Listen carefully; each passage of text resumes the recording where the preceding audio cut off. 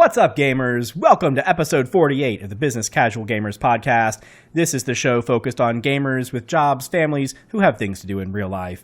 My name is Chris Smoke, and as always, I am joined by Mr. Aaron Connick. Aaron, how are you doing today? I'm great. What's going on, Chris? Very good, very good. We have a really interesting episode, and this is a little bit off topic, a little bit off the beaten path for us, I think. Yep. Today, we're going to talk about something that's kind of bothering us a little bit as previous RPG gamers, anime lovers, and things like that. It's the decline of gaming culture in Japan, and this is going to be something that's been building over the last couple of years. Yeah. We want to talk a little bit about that. Also, all right, I have to mention, we screwed up a little bit.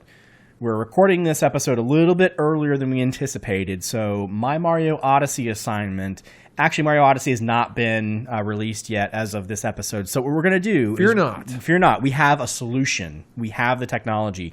What we're going to do is we're going to swap My Mario Odyssey for next episode. And this episode, Aaron, you're going to pick up Yakuza Kiwami for the PS4 that we were going to assign this episode. So Absolutely. We're just doing a little bit of an audible. We're switching those around. We got this. So you will check that Yakuza out at the end of this episode, and I will follow up with Mario Odyssey at the end of next episode. Before we get going, of course, I'd like to remind you to check us out on our website at businesscasualgamers.com. You can also find us on Twitter at BISCasualGamers. Many of you consume the podcast in audio form in iTunes, so please take the time to rate us, or whatever podcast service you use. Please take the time to rate us. Give us feedback. We really do appreciate that. And, of course, a growing number of you are checking us out on YouTube as well. If you want to find us there, just search for Business Casual Gamers. You'll find our channel there. Please like, subscribe, do whatever you need to do, please, to support us there. We will have, again, all of these podcast episodes are out there on YouTube, and you will be able to see some interesting new video things that will pop up as I get a little bit of time to do some editing here. So, again, we love all those interactions. We really appreciate all that you do for us in that arena. So, Aaron, our discussion topic of the week, as I mentioned, is the Japanese gaming culture in decline. And when you think about this, there are a couple facets that really bring us into this overall result we're in. Can you start us off? Give us a little bit of background on what we're talking about here and what we've gotten to. I mean, well, Japanese companies didn't necessarily invent the industry. They didn't invent the category. They've certainly been the most influential. You definitely. And I would not be sitting here today doing this podcast, I will guarantee you, if not for the likes of Nintendo, Sony, Sega, Square, so many others that we can't even list them all. So many successful Japanese companies that have really ushered in this hobby. But in spite of the emergence of Microsoft, even as a platform holder, when that happened, it was, we have the big American competitor that's entering the fray. Ever since Microsoft jumped into it, still you've had Sony and Nintendo trading turns in terms of being the best-selling console of that particular generation. So there's been this kind of continued feeling out there that Japanese companies are still dominating the video game world. And that, frankly, that is in part because the Japanese player base is still dominant, right? So everybody has this kind of mentality about it. But what the reality is, when you go a little bit deeper, is that the Japanese gaming market is in very steep decline. And we'll talk about that in a couple of different ways. But also, and maybe of equal importance, if not more importance, is that Japanese developers and companies, they've never been further behind the curve than they are now. And it's we'll talk of some examples, but there are lots of examples. I mean, you don't have to look far. You certainly don't have to look far beyond this show to go out there and read interviews of prominent Japanese developers who would absolutely echo every one of these sentiments about what is going on in the development world. So we want to talk a little bit about these, and we really want to examine more of the why behind why did this rich gaming legacy that has emerged among the player base, among the developers, where has it gone, and maybe offer some thoughts on where it's going next, or maybe where we think some of these things either could improve, or maybe it's not as bad as we think it is. And that's where we'd love to get your feedback as we go through the show, because we're going to talk about this from a lot of different angles. But we want to hear from you, the listener, who is also, knowing our audience, likely grown up with this same, love for Japanese gaming culture that we have. Yeah, and that's a good point to hit on, Aaron. I mean, I think that the points we're going to hit on here during this discussion will be things that we've observed. And obviously, there's no small light switch that flipped and made it decline over time. There are a lot of factors, many of which probably either us nor any one person or any group of people can really put their head on, because it's a lot of complex factors that are involved. But when you like you said, when you take a little bit of a deeper look into this, there are some overwhelming and prevailing concerns that I think have really started at least to show themselves as leading indicators for why this is occurring. And again, just to echo the point, Aaron, I think this is such an interesting episode for us that we really do want to have a lot more feedback from the audience. And so please let us know if you agree or disagree with the things we're talking about, if you have other indicators that might be valuable.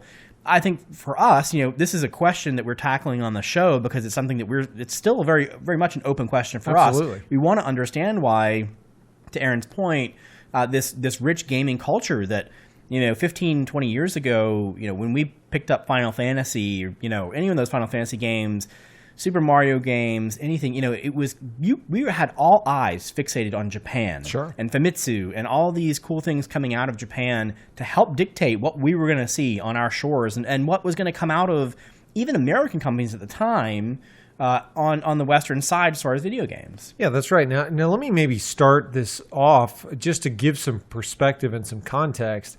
With a statistic, because I think that honestly a good statistic can tell more than 1,000 words.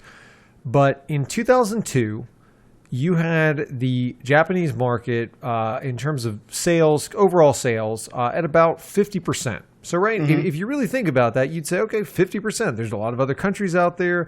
The fact that it constitutes half of it, that's a pretty big deal. And if I am a developer and if I'm a marketer, if I'm trying to make the next game to satisfy the player base, I really care about what my Japanese customers think. So, if you go back to 2002, you kind of think of what's going on at that time. You've got the PlayStation 2, the best-selling console. Like, you've got that at the height. You've got Microsoft starting to kind of, develop the plans to put their toe in the water and see if they can make a run at it. And they very much had a lot of plans of what they were going to do in Japan. And so, you're at this starting point where you're saying Japan is still the biggest dog in town in a lot of ways. But think about how interesting that actual statistic is. Yeah. So, 50% of the market in 2002 for such a relatively small geography. Right? Oh, yeah. Granted, it's staggering. Japan is a very dense nation, right? So there are a lot of people, per area. But it is still amazing to me that 50% of this very large industry, even back in 2002, was driven by a small kind of relatively small island country, as opposed to the full might of the Europe, Western Europe, and then the U.S., the Americas, and so on. It is pretty staggering, and so you look at that and you say, "Wow, this is something that stands out. It's special, right? Because this is an outweighted share, if you will, of the market." So fast forward just 8 years to 2010, and that same 50% has dropped to 10%. That's right? amazing. That's stunning, and that doesn't. Really that's not an accident. And so we're gonna examine some reasons why. But to me, I think it's very hard to refute that either one of two things must have happened. Right? You can't have a change that big without one of two things. Either one, the Japanese market has stayed relatively still, meaning whatever the player base is, it's been whatever the sales figures are, it's constant, and everybody else in the world is just consuming it that much more. Whether it's population growth, whether it's just more people coming into the hobby and spending dollars, whatever the case may be, that's possibility one. Or possibility two is that everybody else has either stayed the same or grown some, and Japan is just not the same place and not the same market it was for video gaming. And I think in reality, it's a little bit of both. I really do think there is a little bit of both there. Yeah. Because one of the things that I did want to mention, and maybe this is the right time to mention it, is we've even mentioned on the podcast before, in your late 90s, early 2000s, when what I call, it's probably a gross misrepresentation, but kind of the Call of Duty age, right? Yeah. Where early 80s and 90s game players were typically the Mario lovers, the JRPG lovers, Final Fantasy, Breath of Fire, things like that, traditional video game lovers. And then they started, in that kind of Xbox era and into Xbox 360 certainly, it got to the point where there were more FPSs available. There were more kind of mass market Call of Duty type games that occurred that brought in a great number of other people to the sport. So I think the first one, that first possibility is definitely true, that at some point more people, the industry grew by the number of players available and active in the scene worldwide grew, largely because it was no longer just us. I'd say us, the ones that have been playing since the 80s, participating. Now as people who are going to be going out and buying the next Call of Duty every single day, year over year. Yeah. And it's interesting because I think that you've seen a couple of different facets of it. I think when I look back to even the original statistic of 50%, it's interesting to me because I think, and I know you feel much the same way, when you go back to 2002 especially, you didn't have the mobile gaming market. It was mobile gaming meant you owned like a Game Boy or something like that, right? That's what that meant at the time. And so it was still very much a home console versus arcade model where you'd say, okay, if people are going to spend money, those are really the two avenues where they're going to spend it.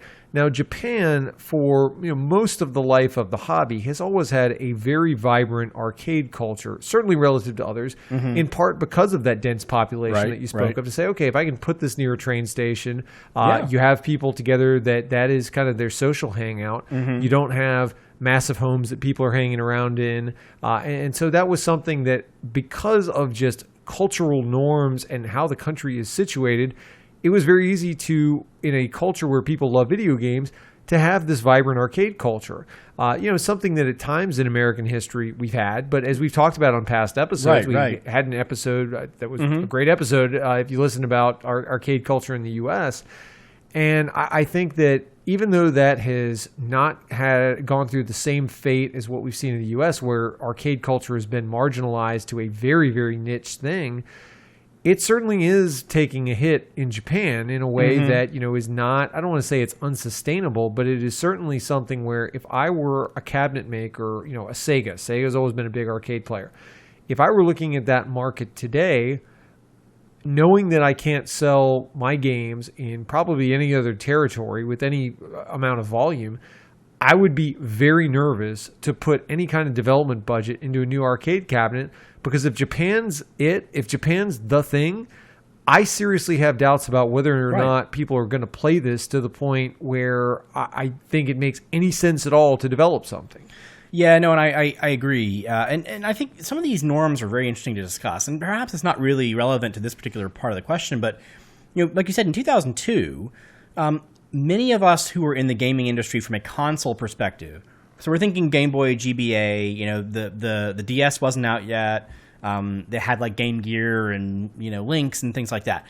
Kind of, arguably the Game Boy and GBA and that stuff are great, but kind of still lacking as far as overall portability in insofar as we have it today, right? Yeah. It is definitely much better off than it was back then. But you think about how Japanese electronics companies, Nintendo and companies like that have been building these consoles and for many years, and so Japan tend to gravitate towards console. We've always had this kind of conversation about PC master race versus console kind of gaming, arcades and those kinds of things. But the U.S. is certainly a much bigger, in 2002, much bigger PC gaming platform. And so, we had, it's not that we didn't have games. Of course, we did an episode on a lot of PC games as well. And, we had a lot of games, but they were largely Western developers who were building and making those kinds of games. And so in 2002, when you think consoles, like I said, you look towards Japan for what's coming. This is like the N64 kind of era, right? Dreamcast, things like that, Saturn, and so forth. And then back in the States and back on the Western side, it's still very much a PC-focused thing. And those PC gamers, those PC developers are building games that are in that Western style. And so this is what I think one of the things we're going to start talking about as we move forward in this conversation is the shift from, that growing, seedling of a style in the Western side, growing into something that has blossomed as something much, much bigger, which we certainly will get to, and then how that has interwoven and interplayed with the Japanese development culture, which, like we kind of hinted at so far, and we'll probably get more into, that has somewhat stayed relatively static in a sense, and that Japanese developers aren't really making new games outside of their current styles. And one of the things I want to touch on, what you said, is in terms of, the PC market and social gaming, if you will. Because if arcades aren't going to be that forum, and they're largely not, but PC gaming has become that social platform, if you will, whether it's through Twitch or just online communities. But when I think of where are the passionate gamer communities in the world, just if you look around Asia, and if somebody were to do like a word association and say, okay, Asia gaming culture, I'm going to say South Korea. Yeah, I mean, honestly, Korea has done more through all of the esports movement, through whether it's StarCraft, whether it's whatever, certainly, still Overwatch, all kinds of games. But to me, that's a bit shocking, because I honestly wouldn't, as much as I can say like, okay, every major console that I've purchased through my life, it's a Japanese company that made it, all the big publishers for the most part. It's a bit stunning to me that I would be that matter of fact and just say, yeah, South Korea is the gaming culture right now in Asia. That is what, to me, really captures the heart of where the hobby is going, and I think presents a future that, I feel like they're in tune with where things are going. And it's surprising to me how fast that's happened, and I haven't noticed it. Yeah, that is very surprising. It's funny because, even as someone who has grown up with that, Japanese-focused kind of gaming culture thought, like we always dreamed about going to Japan. We always got all the magazines. Still going to happen. Right. Well, of course. Well, I've been there many times, obviously, and I think that's like a gaming pilgrimage for many of us. Right. If you haven't gone, you definitely should go. I haven't, but next year is going to be it. Yeah, we definitely I'm dragging go. Chris with me. We should do it. We should do an episode from Tokyo. Anyway, different story. But I think that, it is interesting to think that by, numbers, you're right. I think South Korea has become such an amazing, like, hardcore gaming scene, and that's largely, ironically, to my other point, that's largely focused on a PC market. But one of the things that I want to talk about that has always kind of, I alluded to a minute ago, but it's always really made me think is, Japanese, like I mentioned, Japanese developers tend to develop games, not surprisingly, for Japanese markets, right? Very exclusively. Exclusive. And that's reported extensively. Right. And so you can say things like JRPG because many of us know almost exactly what that looks like. You can put an American RPG, the few ones that we have, and you put them up against a JRPG, and you can almost easily tell just by the systems, the flavor, the graphics, everything looks different. And I'm not saying one is bad or the other one is good. They're both really great in their own right, but they have certain ways of being developed. It's distinctive, sure. Very distinctive. And so, in a lot of those developers we see, they're really developing, I think, the same types of games over time. And so what that means is we see a good bit of these, like Dragon Quest XI just came out that I'm really excited about, ironically. I love Dragon Quest games, but it's also very much Japanese style. As it were, it is actually a very anti-business casual gamers focus because Dragon Quest XI will take you 130 something hours to get through the game. Now, so they're still building these games that are multiple hundreds of hours games in a sense.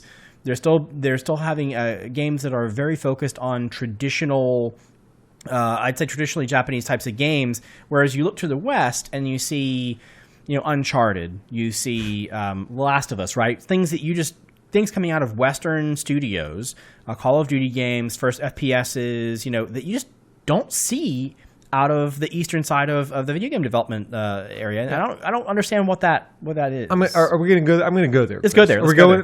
Let's go there. So I will tell you that where I feel that the most common Japanese development, I guess sensibilities are currently, is that they are trying to produce games that. The back of the box quote, as we talk about all the time on the show, the back of the box quote for years, 100+ hours of gameplay. Right. And nowadays, Dragon Quest, that used to be this amazing, at the peak of the game, Dragon Quest VIII I look at, and I say, wow, this was this magical adventure that, while a long game, was rewarding, and you felt like there was this sense of adventure.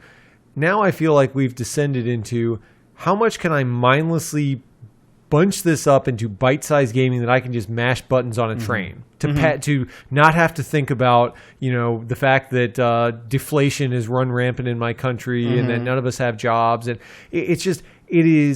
Japan's in a weird place. And I'm not going to turn this into like a cultural podcast, but it's certainly gone through a very challenging decade economically. A lot of social things that are going on.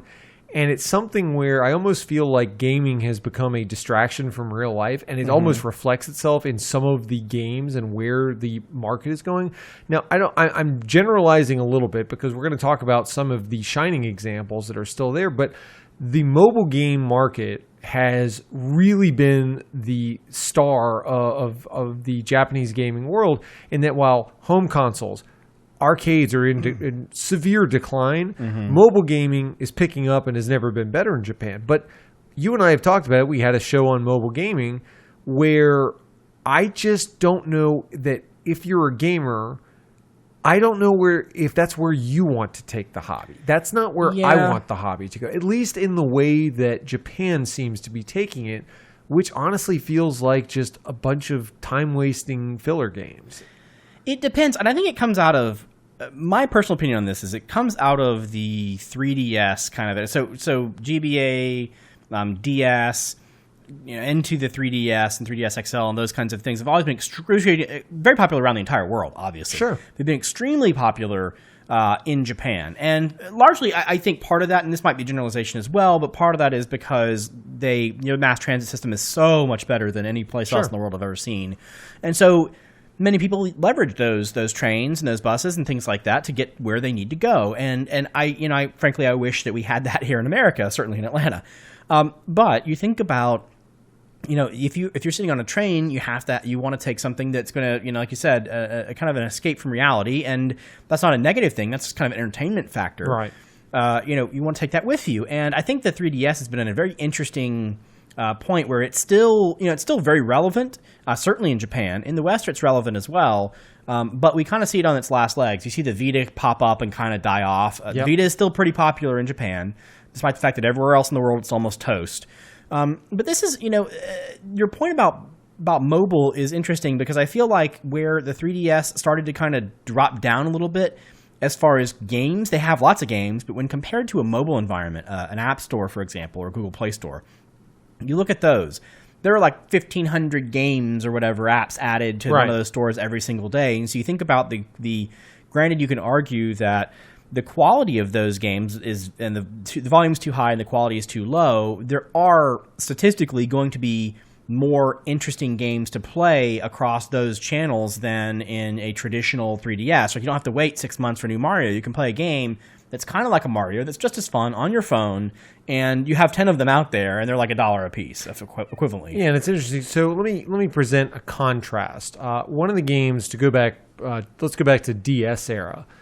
You take a game like Brain Training, right? Mm-hmm. And or what was it? Brain Age. Sorry, Brain Age. Sorry, Training. What was it? There was a subtitle. That's what I was thinking of. Thank you.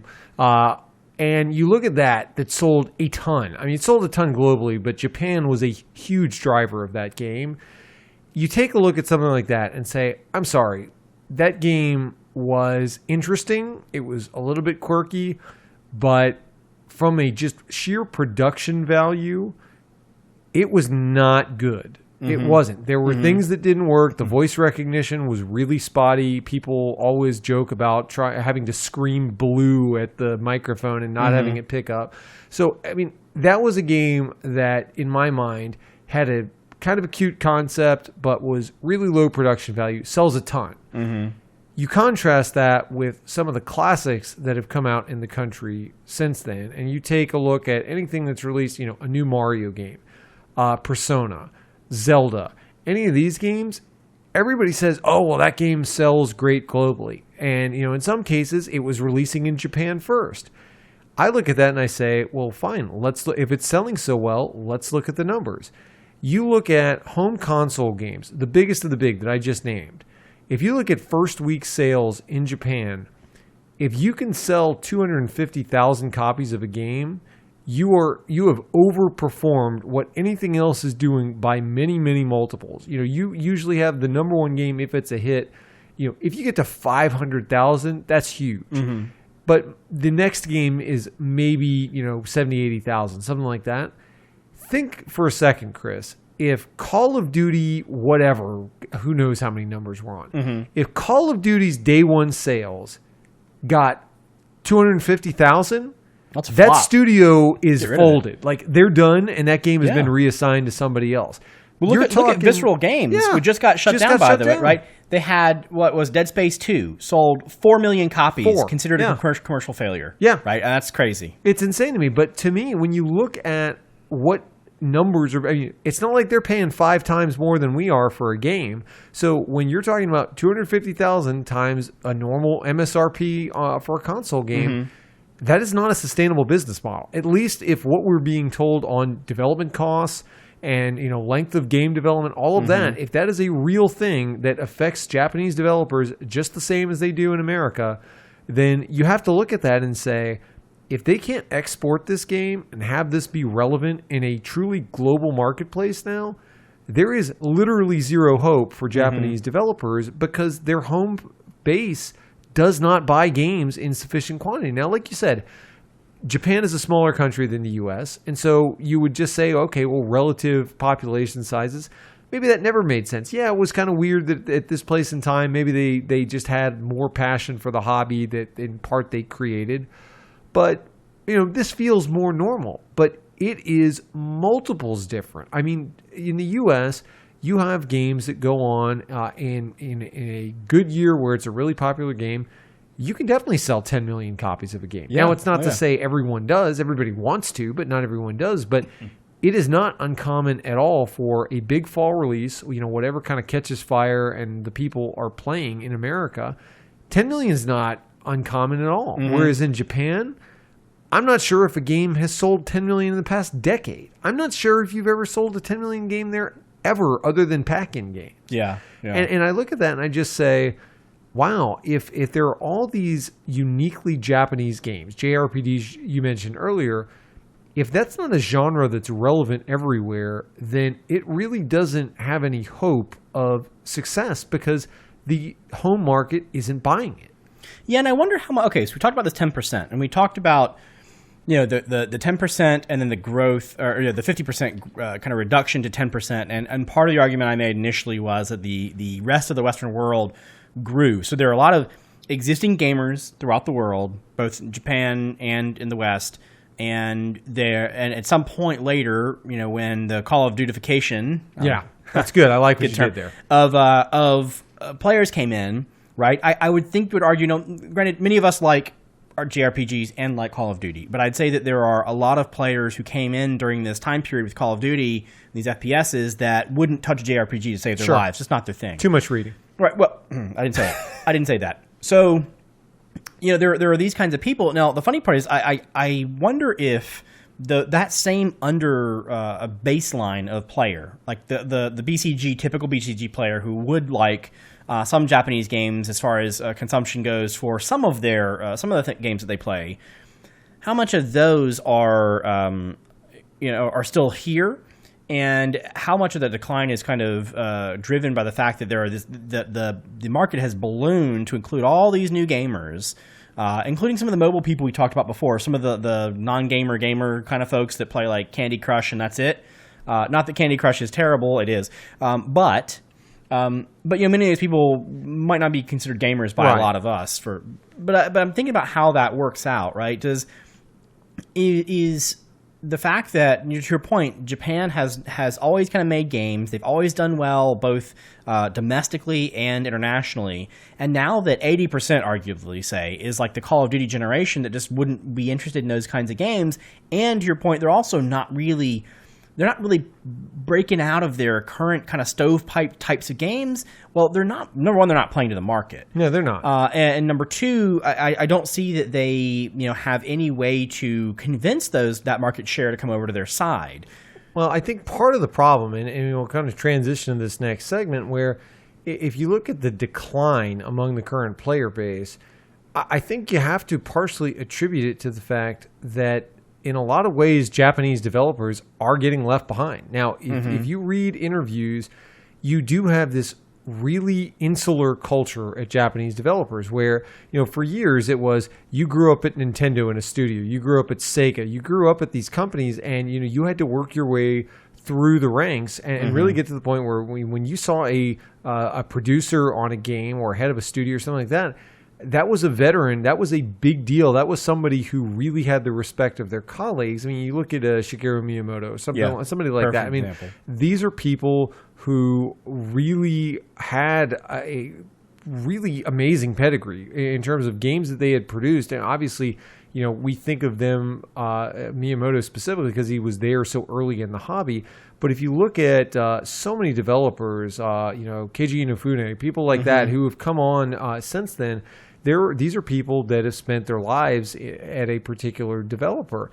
And it still amazes me to this day that despite all of that rich culture being uniquely Japanese, and again, because you've been there plenty of times, Japan as a society is not one where it is like the U.S., where it's a melting pot. I mean, it is Japan. When you look at a Japanese company, certainly if you go to a Japanese, in Japan development studio, you're going to see mostly, if not exclusively, Japanese people. Right. And that is something that, when we think about it, you're saying, well, okay, how would another country even break out of the mold and distinguish themselves, given that all the development talent is housed in Japan, right? Before Microsoft, you kind of stop and you say, where did Microsoft get the expertise to build these games, given that all the talent and the experience, one would say, is in Japan? Yeah. But it happened so fast that I almost feel like I can't pinpoint a year. When I was preparing for this episode, it's kind of like,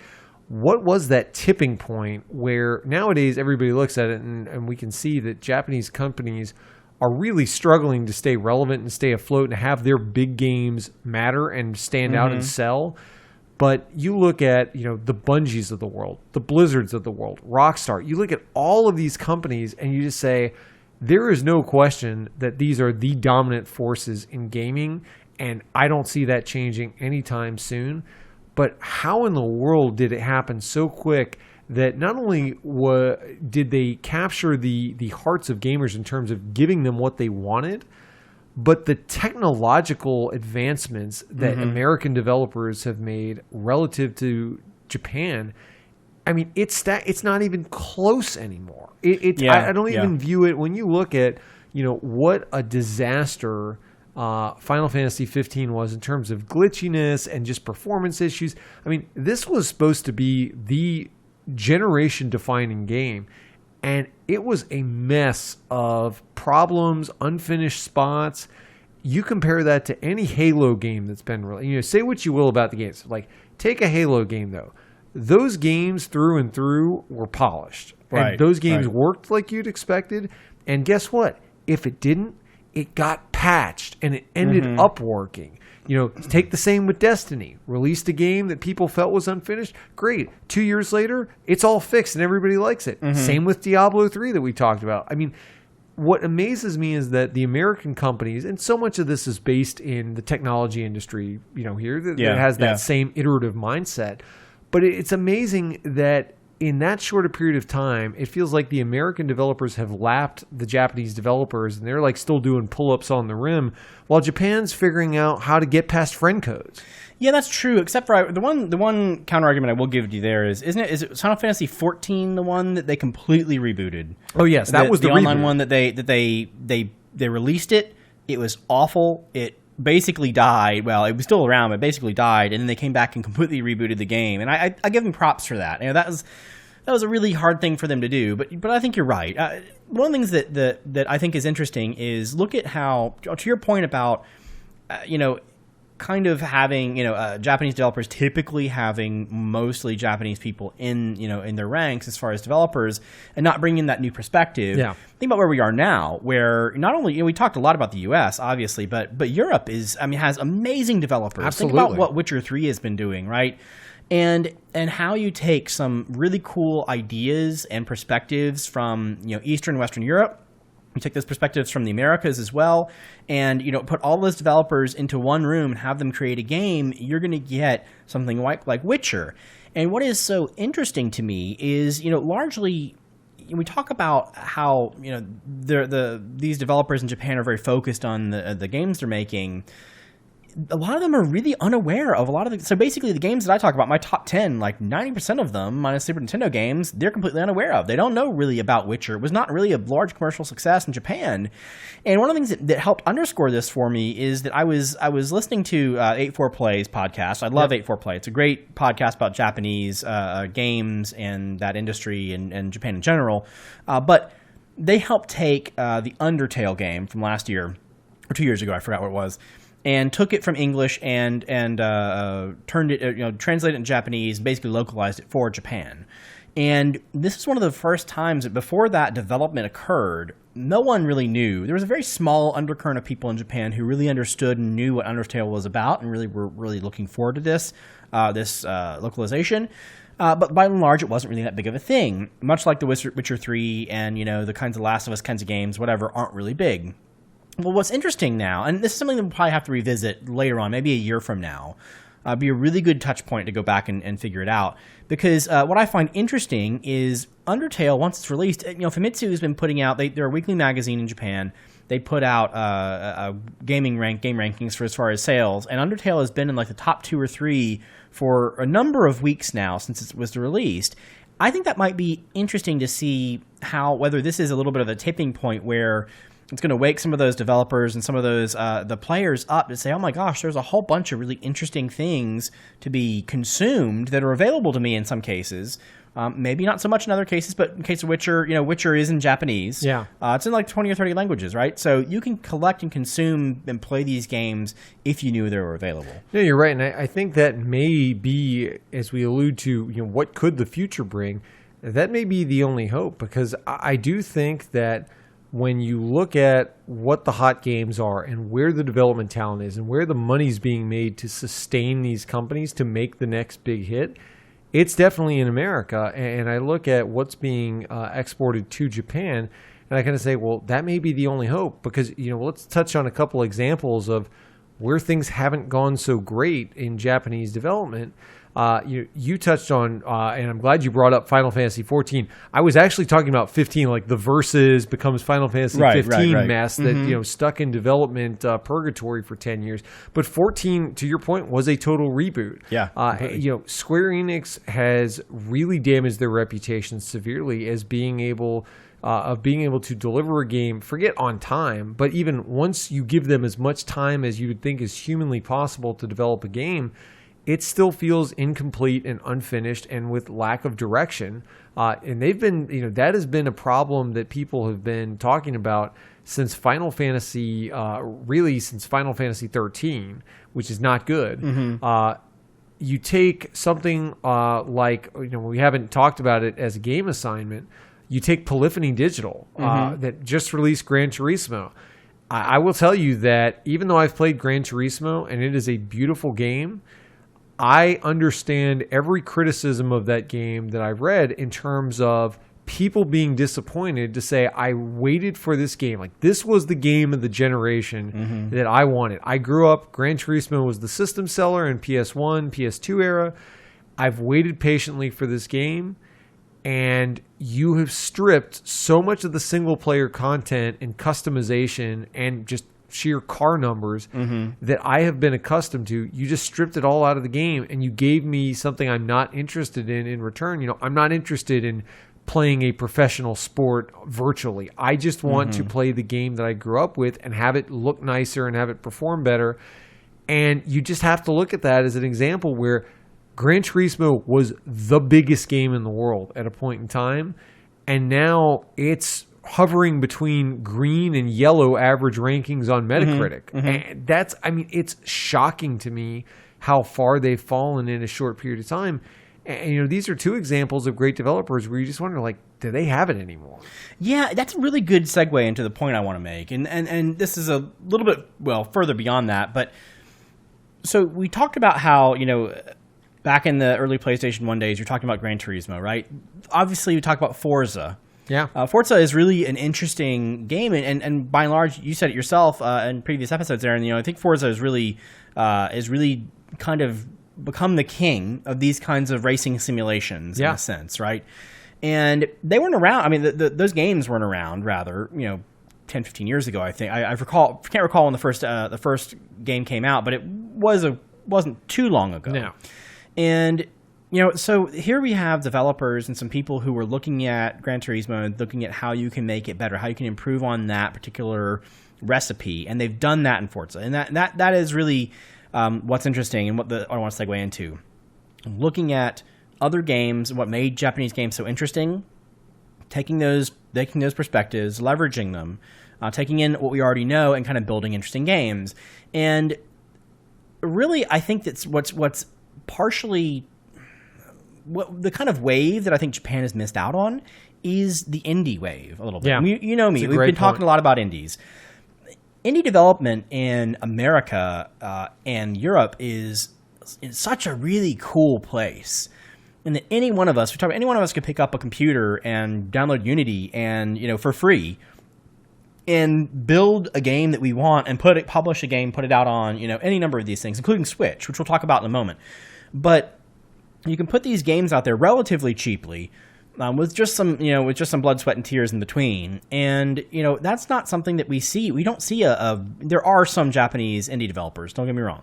But by and large, there are many, many, many, many, many more in the Western side of the world that are developing these games. They're taking all these nuances, figuring out how to make things better.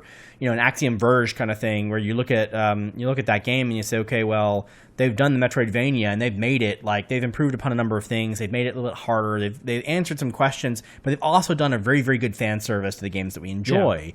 Yeah. And that is something that I think Japan is going to have to figure out how to get past. So to your point about the developers who have been at Nintendo for 30 plus years, it's going to take some, I think, it's probably too late for some of the Miyamotos of the world. And we've seen this in Sakaguchi in the past, going to Mistwalker and other places, like building these kind of, I'm not saying they're startups, but they're kind of indie small developers, right? Sure.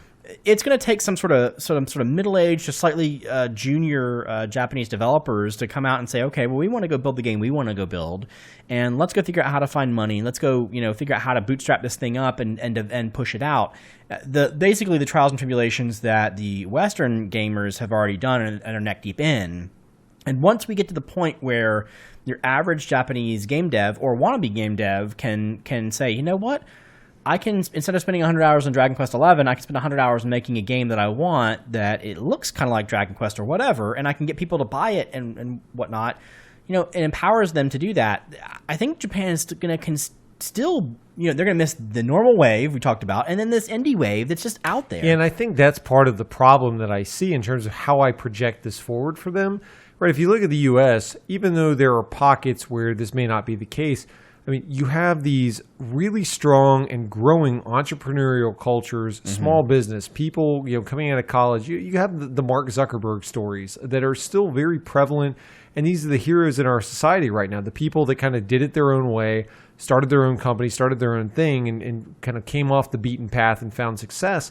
In Japan, even though the economic landscape is changing and impacting them in the same way it's impacting everybody else, it feels like Japan more than anybody else is still holding on to this salaryman, pay your dues culture that just doesn't exist anymore. That, everybody in America, even though there are certainly pockets and people that are adapting to this and hanging on for dear life, I mean, in Japan, it feels like they are still clinging to the past when, as a country, you look at the late 80s when they were everything Japanese could command a premium because it stood for quality, it stood for reliability, cutting edge technology.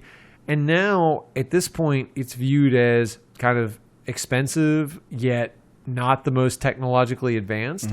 And I just feel like there's this kind of national funk around Japan right now where the economy's in decline. They're trying, they're getting kind of passed by China. In some ways, they're getting passed by South Korea as the cool place in Asia. And I just wonder whether or not those cultural elements are going to hold back that indie movement on a large enough scale to, I mean, I'm sure there are people, and like you mentioned some great examples, I'm sure there will be individual success stories, but is it going to be big enough to really move the needle to where it gets noticed from a national standpoint? Well, like we said, to move that needle, it doesn't happen overnight, right? It's not flipping a switch. Sure. It is, like we said, from the Western perspective, it takes the decade, better part, if not longer, for that to move that needle. in any measurable way. Japan, I think, is the same way. And I see some, I do. Looking around, I see a lot of the entrepreneurial spirit coming out of some of the youth of Japan.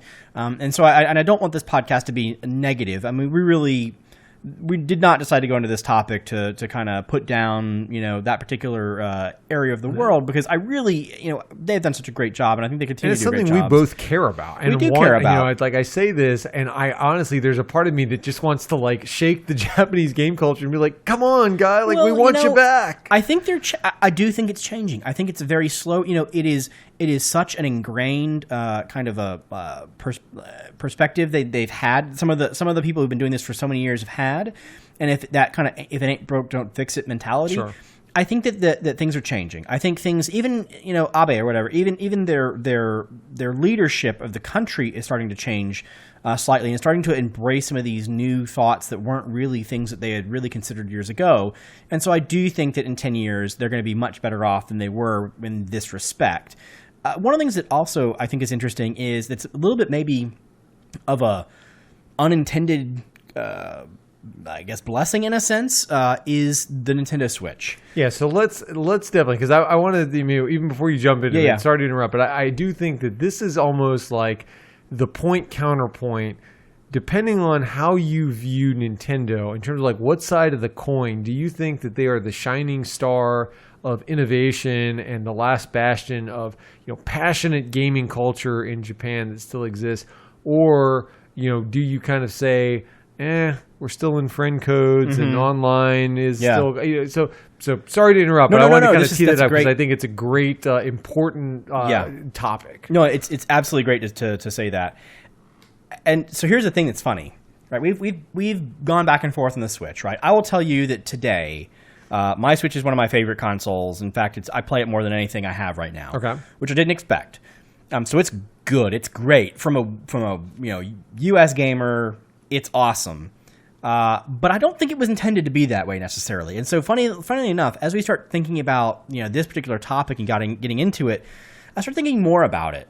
And you think about what the Switch actually personifies, right? It's a console that's not really a console, right? That's focused towards mobile, that is accessible, right? So one of the things they've really talked about is the accessibility of dev kits and the available for the indie gamers or for other developers to put things on their console.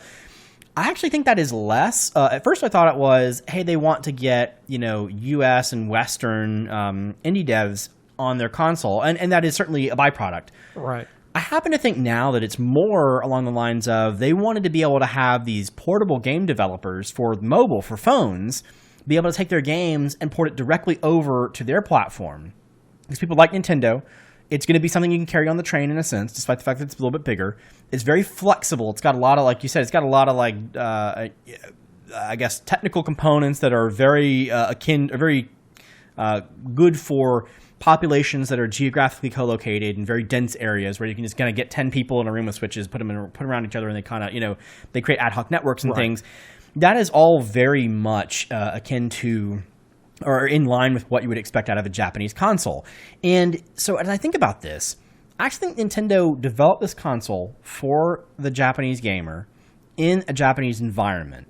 And it just so happened that all the little nuances that they developed for those gamers tended to be positive things for Americans, despite the fact, people talking about things like graphics and whatever.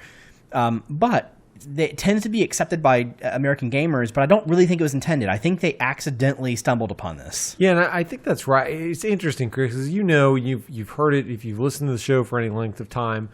It feels like depending on the day of the week or what my experience playing a Nintendo console or game was the day before, my opinion of Nintendo changes constantly.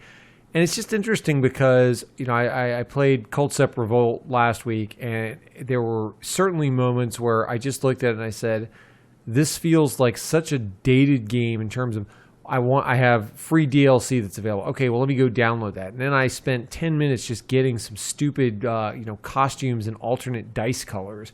And I look at that and I just say, oh my gosh, this company still cannot figure out the most basic functionality that everybody else has figured out years ago. And so I have plenty of frustrations there. I think my other big thing is that when I look at the franchises that Nintendo makes that I care about, you take something like that goes far back to your point. A lot of our list of favorite games includes a lot of SNES games, and I certainly go back to those franchises, the Metroids, the Marios, Zeldas, all of that, and say, I feel like my best years are behind me in terms of those experiences, and I think those have played out. I know you enjoyed the most recent Zelda game a lot, but certainly I look at them and say, I'm still not recapturing the magic that I once felt, and I hope as we talk about Super Mario Odyssey next week, I hope they bring it back. Yeah. But I look at it and I say they are leaning on franchises that were created a decade plus, 20 years in some cases, and they keep going to the well. And I keep saying, like, where is the next thing that's not Wii Yoga or or Brain Age or things like that, where I know that I feel like that's the elitist in me that's saying, oh, that's not a real game. And that there's probably a little bit of truth to that, given that I am the type that when the PS4 Pro came out, I said, well, hey, I've got the dedicated gaming room. I've got the 4K TV. Like, this is exactly what I want. And I recognize that I'm one voice and one customer out of a larger population that maybe doesn't value that as much. But it is something where I look at and I see this shift away from making the cutting edge stuff in terms of graphical capabilities or user experience or things like that, to just say, hey, we're going to make a very Japanese or a very Nintendo-ish game.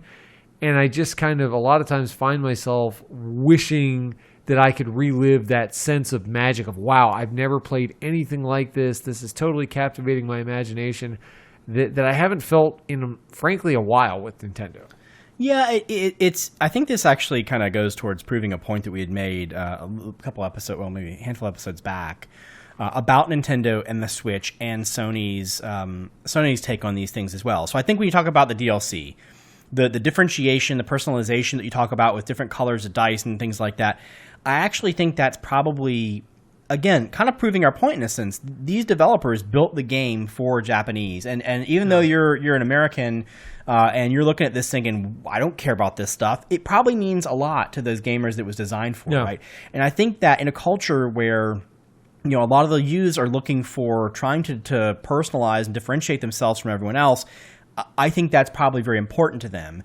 And so that one falls flat in its face from a Western audience. But you think about, I think you still see that. I think the developers in the Nintendo age, like we said before, we kind of feel like there's someone, with the SNES Mini or the Classic and the NES Classic, there's someone up there in Japan just kind of saying, well, there are X number of people in Japan. We're going to make X number plus whatever small percentage of these things for the world, and that's the way it is. They're kind of thinking locally as opposed to thinking globally. Now, this is what's so interesting. Okay, take Sony.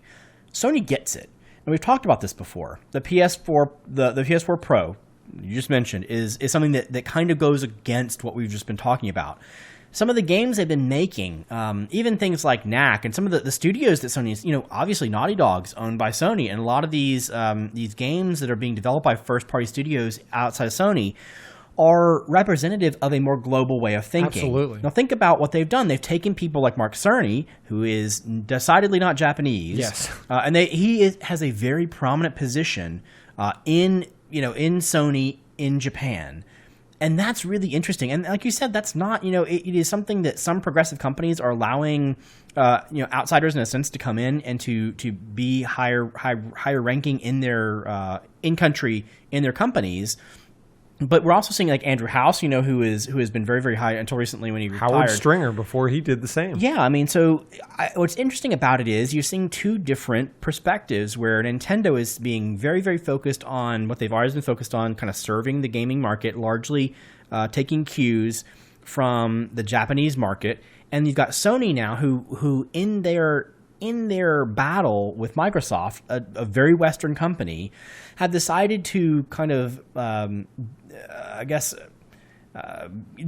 delete's not the right word, but to put, to bring in people from across the globe across Europe and put everyone together into platforms and into first-party developers that can help build things that represent the globe versus, granted, it doesn't mean they don't make Japanese-focused games. They do, but they also make Western-focused games. Yeah, that's right. And I think that has been a positive trend. And I think, honestly, I'll give a lot of credit to Microsoft in that area, too. I think the competition for that, to be on that cutting edge, to be viewed as doing something that is progressive and new, I think that's only helped Sony. And Nintendo, as they were losing that battle, decided to go a different route, that they couldn't compete in kind of doing the same thing and trying to keep up technologically. It's kind of been interesting to see their different take, but it is something that I think that Sony feels like the more American company, or at least the consumer that they are focused on. They understand where the market is and where it's going, and they seem like they've got a strategy that's oriented towards that. And that's global why, strategy. If you look at their businesses, we talked about it on the episode when we talked about the state of Sony, that still is kind of the crown jewel in the portfolio, and it's because they've taken that Western approach to say, no, we need to push ourselves, we need to understand where the market is. So, well, I'll close with this, and then we'll wrap the topic up. You said it yourself, Aaron. This is what's so interesting. You talked about how the electronics engine from Japan, back in the 80s, nearly 90s, into late 90s, I guess, was so much different than it is today. Think about where Sony was. I mean, they were an electronics manufacturer and they still are, of course, global electronics manufacturer.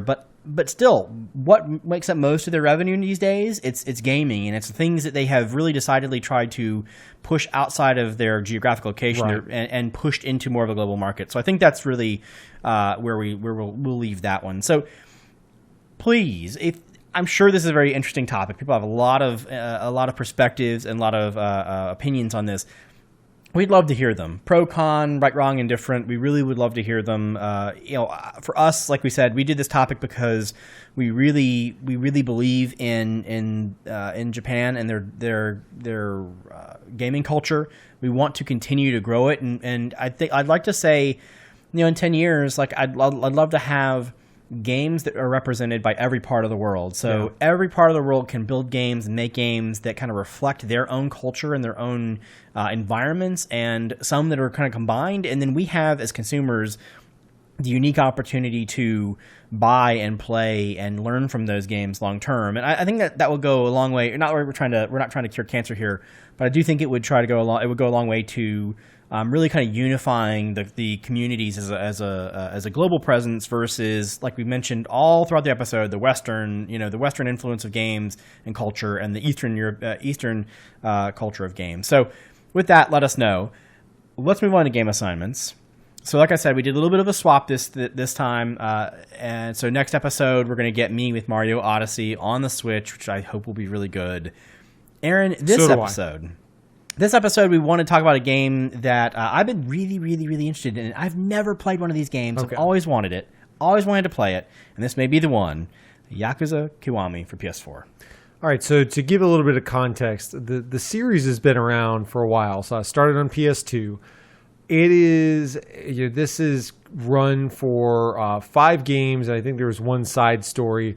It's set to release the 6th and the last, maybe not the last Yakuza game, but the last one with Kazuma Kiryu as the main character, who has been, he's been the protagonist all through the series. And so, to give a little context on what this game is, it is a complete remake of the original PlayStation 2 Yakuza game. Mm-hmm. And so, they built this thing from the ground up. I think that, just to kind of lead ahead, they have announced that they are giving the same treatment to Yakuza 2, and so that will be released actually by the end of this year in Japan. Wow, okay. So I think they're going through the back catalog, and I think this has been a big enough seller for Sega where they are really doubling down on this franchise. But to give a little bit of context, so this is a game that, honestly, it's very interesting, and in some ways it is very Japanese in terms of it's such a contrast of style. So on the one hand, you have what I think the best way I can compare it is honestly something like an LA Noire, where you have a very rich story, kind of dark, very political, a lot of backstabbing, a lot of drama, and really adult heavy themes, if you will. So you have that, which I think is awesome, and we'll touch on in a little bit. But you have that contrasted against mini games where you get to run a hostess bar. You go into a bar and you have a shot of your favorite beverage. You go to the batting cages and waste time doing batting cages.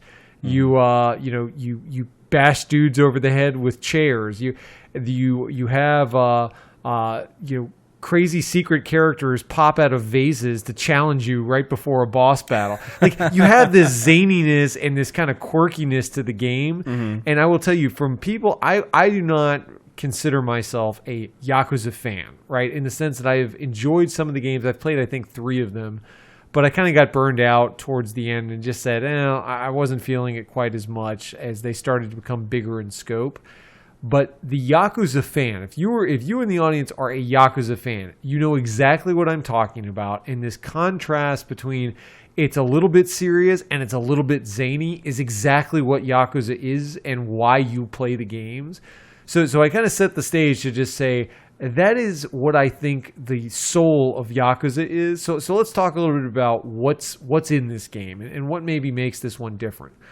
The first thing that if you played the PS2 game, you will definitely notice it. But even if you didn't, the first thing that will pop, when I was reading all the previews and all of the marketing materials leading up to this game, they were very insistent to say, hey, when we say we did an HD remake, we're not talking about some up-resed, rush job piece of garbage. We stripped this thing down and rebuilt it from the ground up. Like, every texture is redone. Everything in this game is new. And I will say, this game looks stunning. I mean, on a 4K TV, when you've got this game going, when you're on the big screen and you turn the lights out, you feel like you're walking the streets of Japan. It is masterful. Okay. It is, it captures... Even though I would say, it's not like even though the technology has come along a long ways, even though the streets may not be as like densely populated as you'd feel like, oh, wait a minute, I'm not in like downtown, the most heavily populated part of Japan. You feel like you're walking through the streets. It's very faithfully recreated. And that part of the game, it immediately draws you in. If you have any love of Japanese culture, which, again, if you're listening to this episode and you've hung on this long, I think you have some appreciation for it. Chris, I think especially you having been to Japan as many times, I think you would feel a sense of groundedness and familiarity when you turn on the game just because of the atmosphere that they create. Okay. One of the things that's really fun about the game, for those who haven't played it, it's part story game, so part what you'd think of like a Rockstar game where you go from these story missions and you have a lot of revealed story or cutscenes. It's part that. It is part Dude Basher is the best way I can describe it. Okay. You get in random battles and you beat dudes up. I remember when I had my game assignment as Kenkabancho. It very much is a good version of Kenkabancho. And I think in that episode I mentioned I would rather play Yakuza, and I would rather play Yakuza now having played Yakuza.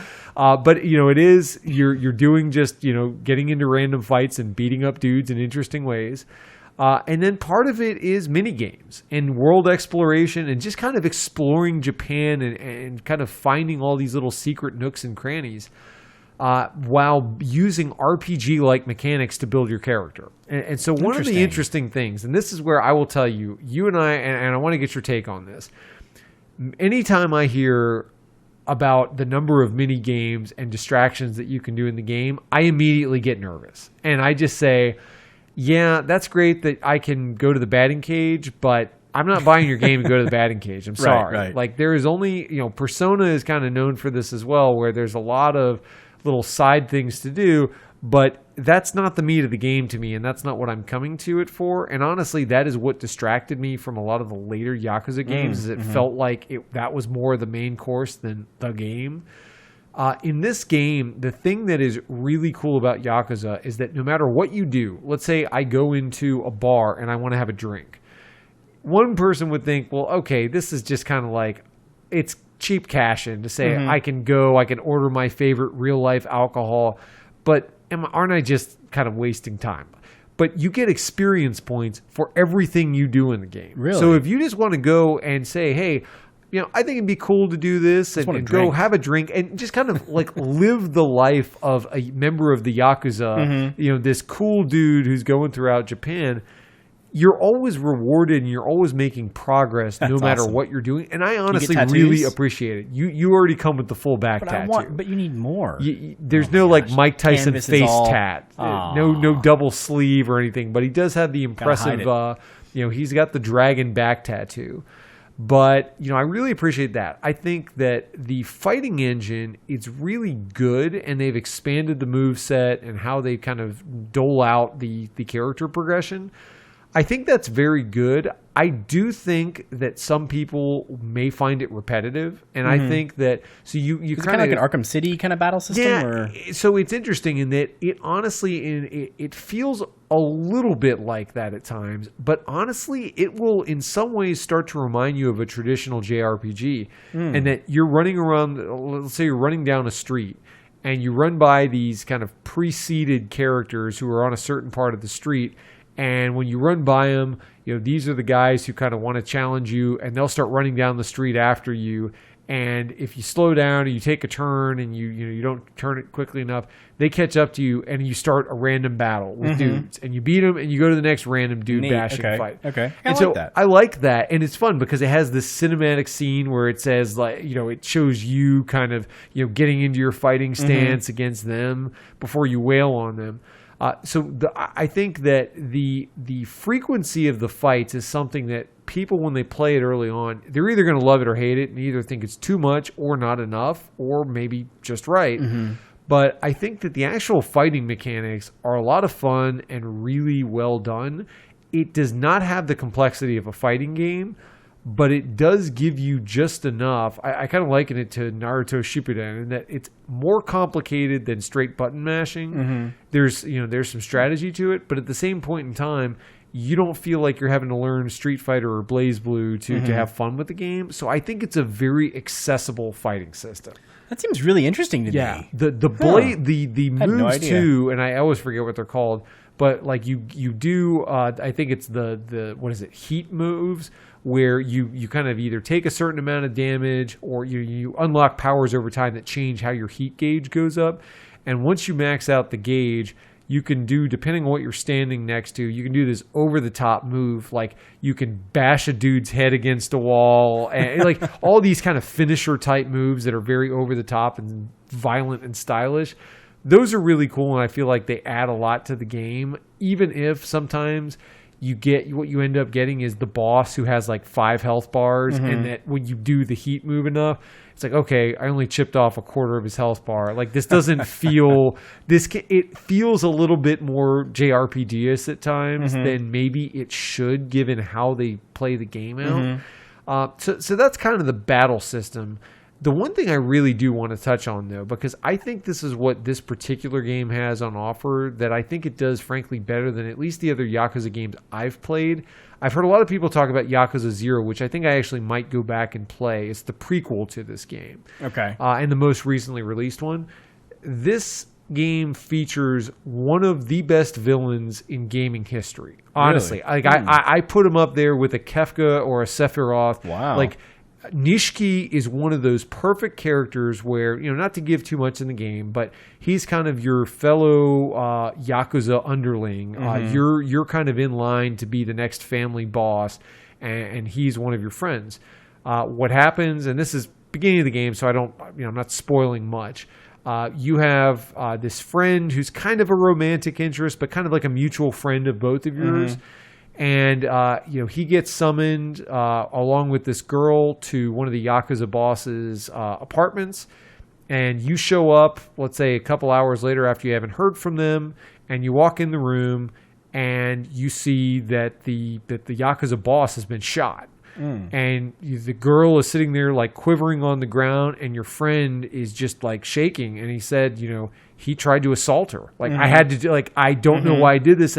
But I had to react like he was going to assault her if I didn't step in. And so we got in a struggle and I shot him.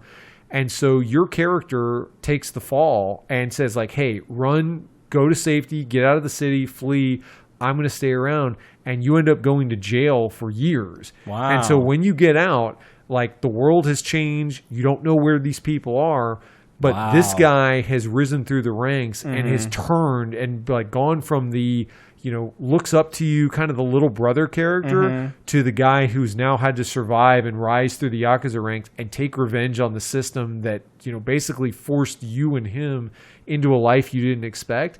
And to see that real, like that character change, and to hear what people say of, oh, you're looking for Nishiki? Like, he's not the same guy that you remember. And it's just, the way that they play this out, that was so well done. And I really think that if people like a good story game, I think that's what this game does better than any other. And the fact that there's honestly less fluff, like you're not going to have to do hostess bars and all this other stuff to get to that. There's more meat on the bones, and you can get through this game if you just want to do the story faster than all the other Yakuza games. I think the type of person who likes a really good, mature story, I think could really find a lot out of this game. Interesting. So I'm fascinated. I thought this was kind of, and granted, I haven't really looked before, but I thought these games were really just more like a GTA. And if you were playing a GTA, and we've had over the last year or so other games that are very similar to it. And, we talked about how I liked them for a little while and I get really bored. It seems to me like the story of this one is going to really make me want to kind of keep playing the game. I think it's something you would like. Now, there are times where, it can get a little like there's some fetch questy type of things. Okay. To me, it's never something that is too long or too distracting where it gets you out of the game or like you feel like it's distracting from the story progression. But I do think that is why I stopped playing Yakuza games, frankly, is because as it became more bloated and it felt like they were just dragging the playtime out, it just felt like it took longer to get into the meat of the game. Now, one of the things that's actually very controversial, so Yakuza 0 was a big hit, and Majima, who's one of the main characters, or kind of he's a side character of the series, but he was a playable character in Zero, which was the biggest hit for the franchise. They wanted to kind of prominently feature him in this game, and so they gave him a little bit of a larger role. And so they have this feature, this back-of-the-box advertised feature called Majima Anywhere, where he shows up, and it's not random. They kind of pitch it as like, oh, he can show up anywhere. He can show up while you're in the bathroom taking a leak. Like, he can just attack you from anywhere. Like, they pitch the game as it's just kind of like zany. Now, it's a little bit more systematic than I think they kind of let on to, but you have this character who you meet him at the beginning. And, people who played Zero, like, they immediately know him. He's very famous. And he is kind of this other family boss or whatnot that challenges you. He's your age, but he's just kind of crazy. And he's very, he's violent towards other people. You see him, beat up this guy who's in his own family for being weak or whatnot. And he challenges your skills. He beats you up, but then he says, all right, like, you've gotten soft in prison, Kazuma. Like, I'm going to find you and I'm going to test you to keep you on your toes. And so, like, he keeps popping out and challenging you to these fights. Now, the first form of him is like, I don't know if he's invincible, but he is really tough and he has all kinds of skills you don't have. When you subsequently play him or fight him, he's much more toned down, and so you can kind of build up your skills as you fight him. Some people have criticized the game and say it feels like really a forced feature that is a total cash-in and fan service. Maybe it's just because I haven't played all the other ones, but I actually found it to be very consistent with what I expect from Yakuza, which it just added that extra zaniness element, but it added some fun. But that is something where I will say among Yakuza fans, just so you know, and so others who are listening who may be familiar with the franchise know, that was something that people have viewed with a little bit of controversy. So all in all, Chris, I would say that this game is definitely one I'm going to keep. I'm still debating whether or not I'm going to buy all the other ones. I've got Yakuza 0 on my wish list. Would you wait till they're redone? Yeah. I want to see the remakes. It is a value price. It's $30. So I appreciate I'm gonna buy it right now. It's cheap. Yeah. But I really came to this not really expecting much other than some fun gameplay, but I was reminded how good the story was, and for that reason alone, I'm really glad that I picked it up. Very good, very good. Well, I'm glad you played it, because certainly I know I'm going to pick up the game, like I said, because I was kind of looking for your stamp of approval. And ladies and gentlemen, you know that if Aaron likes it, it's got to be mostly good. We'll go with that. Unless it's one particular game that I'm just not going to mention. Not going to mention at all. But very good. Very good, though. Very good. No, I'm really glad you liked it. And like we said, we're going to, for next episode, I'm going to go and steal your thunder, Aaron. I'm going to be playing Mario Odyssey. Cannot wait. I can't wait either. This is going to be... Expectations, honestly, I'm not sure they can get much higher for me. So I am really hoping, Chris, that even though they bollocksed up the special edition because they won't give me a physical version of the game, I hate you, Nintendo. Even though they didn't make that happen, I'm still a buyer potentially, but I need this game to be a winner, Chris. So let's make it happen. Yeah, and that's one of the things that concerns me is because I'm going into this game with the highest of high expectations. So I don't know if it can possibly live up to that. The funny thing is, you think about Zelda. When I played Zelda earlier in the year, my expectations were mediocre. Yeah, and so that's why it was so good. But we will see next episode, and with that, we will bring episode 48 to a close. Thanks, everyone.